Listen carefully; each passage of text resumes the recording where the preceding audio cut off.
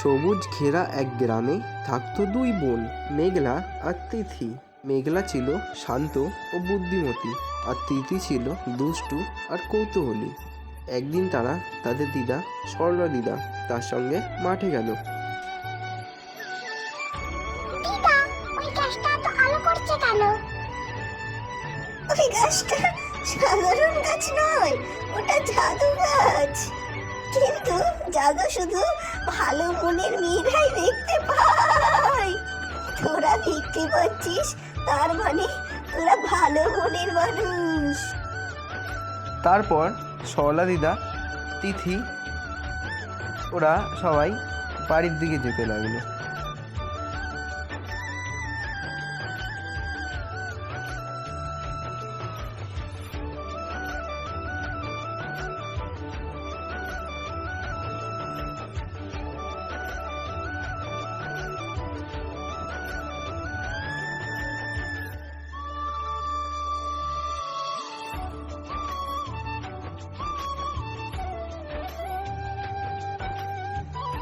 তারপর ওরা হাঁটতে হাঁটতে এক জায়গায় গিয়ে পৌঁছালো।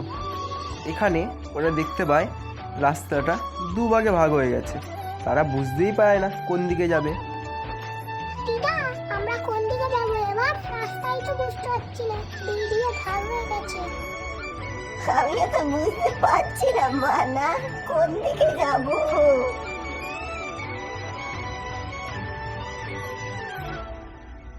তাহলে দিদা চলো আমরা সোজাই হাঁটতে থাকি। কিন্তু সোজা গেলে আমরা বাড়ির রাস্তা পাবো তো? তাও চলো। তারপরে দিদা এবং নাতনি হাঁটতে হাঁটতে চলে গেল সোজা রাস্তায়।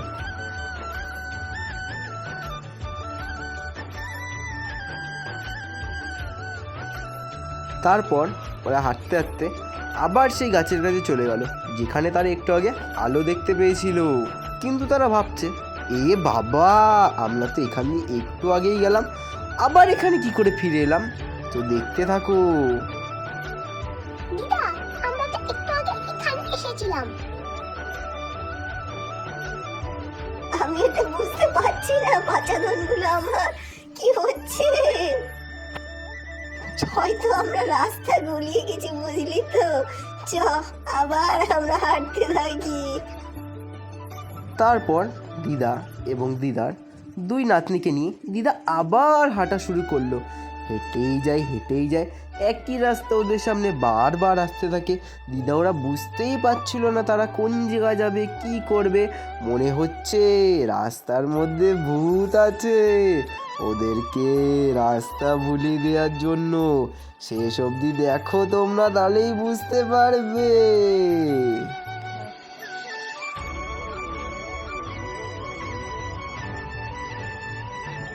তারা হেঁটে হেঁটে দেখে আবার তারা সেই রাস্তায় চলে এসছে। কিন্তু এবার দেখে তাদের সঙ্গে তাদের বোন নেই। মনে হয় ওই ভূতটা ওদের বোনকে খেয়ে নিয়েছে। দিদা, আমার ফোনটা কোথায়? হারিয়ে গেল নাকি বড় জঙ্গলে? না না, বাচ্চাদের বানারা, ওকে হয়তো সেই রাক্ষসী ভূতটা খেয়ে নিয়েছে। আমরা পালাই, চ চ। তুমি কি বলছো? তাহলে আমার বোনটাকে ছাড়াই যেতে হবে।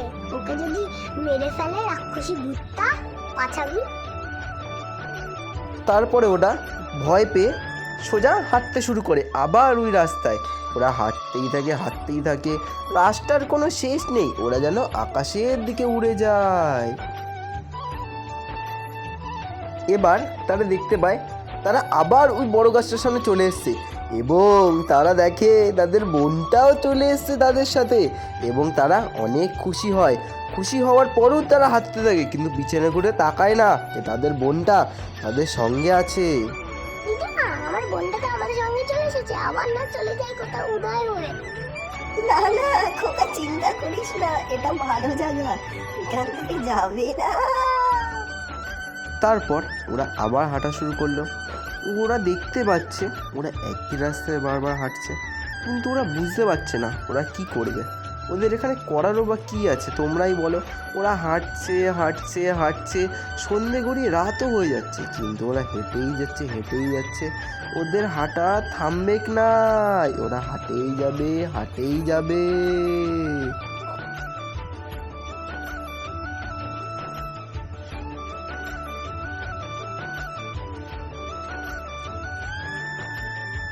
তারপর ওরা হাঁটতে হাঁটতে আবার সেই রাস্তায় চলে যায় এবং দেখে সেখানে অন্ধকার হয়ে গেছে।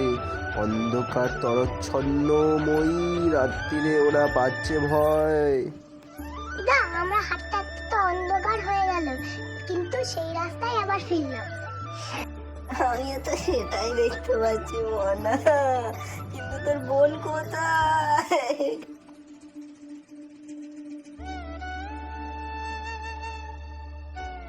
আমার ভয় লাগছে দিদা, আমরা চলো আবার হাঁটতে থাকি।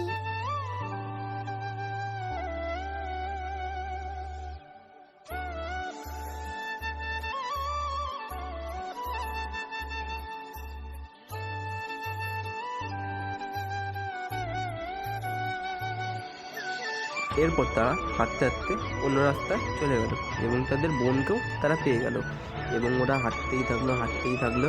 এই করে এরা হাঁটতে হাঁটতে ঠিক এদের বাড়ি এরা পৌঁছে যাবে। এবং তোমরা আমার চ্যানেলটাকে সাবস্ক্রাইব করে দিও। বাই, দেখা হচ্ছে নেক্সট গল্পে।